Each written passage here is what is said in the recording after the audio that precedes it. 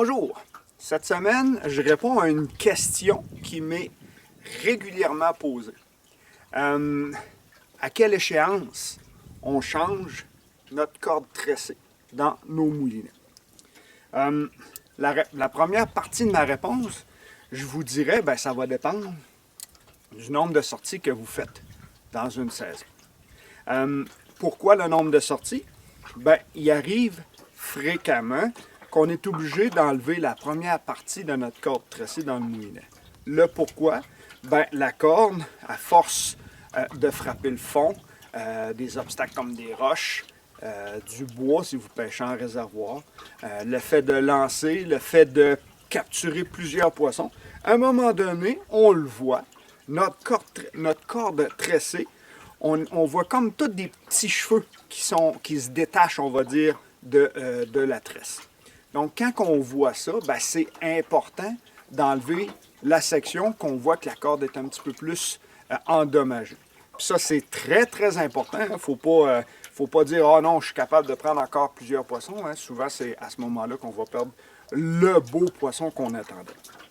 Donc, quand on voit un paquet de petits cheveux, de petits filaments qui vont se détacher de notre tresse, c'est le temps d'en couper une certaine longueur.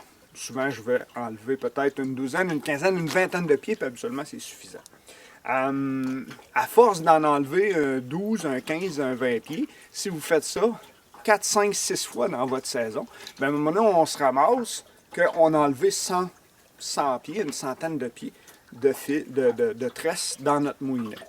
À ce moment-là, oui, on est capable de pêcher encore, mais on a beaucoup moins de cordes tressées dans notre moulinet. Si vous faites des lancers, il va y avoir beaucoup de friction qui va se produire sur le bord de la bobine. On va avoir moins de distance dans nos lancers, moins de précision avec nos lancers. Donc, je pense qu'à ce moment-là, on enlève au complet la corde tressée et on replace la tressée dans nos moulinets. Vous voyez ici, c'est un moulinet, un Silona Shimano, placé sur une canne SLX. Ce moulinet-là, j'ai replacé de la tresse voilà à peu près 2 semaines. C'est une canne que je fournis, dans le fond, que mes clients utilisent lors de mes sorties de pêche au doré.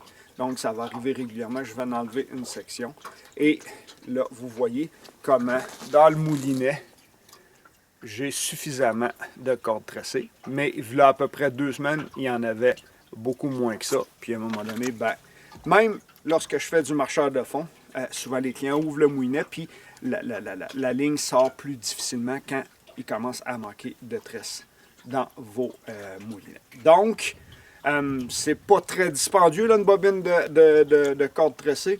Une fois de temps en temps, je pense que ça fait du bien d'en couper une section et surtout de la remplacer pour que vous ayez les meilleures performances de vos combos cannes et moulinets avec la corde tressée. Sur ce, merci.